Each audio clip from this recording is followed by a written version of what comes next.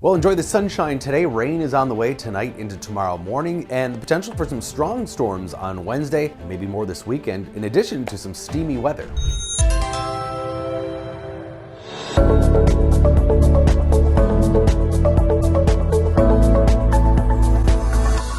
It might be June 10th, but frost up on the Iron Range.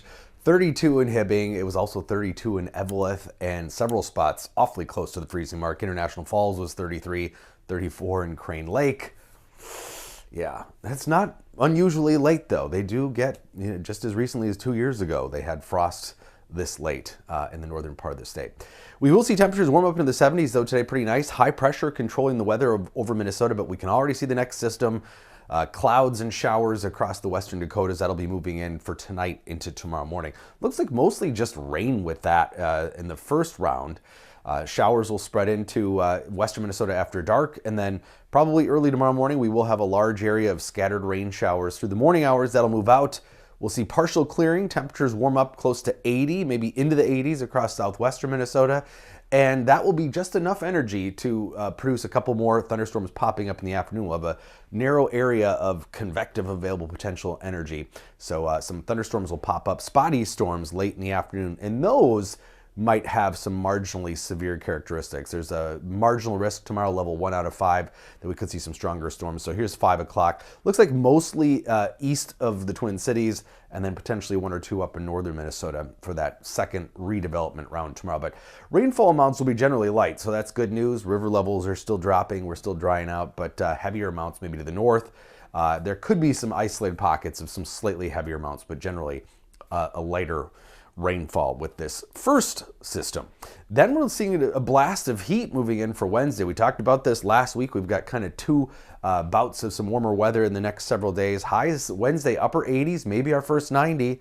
It will come late, as we talked about last week. I do think southwestern Minnesota will see low 90s. We'll also see the dew points increase, and that moisture is the critical component to getting maybe more active weather Wednesday. We are looking at some storms developing, and those could be severe. A lot more energy.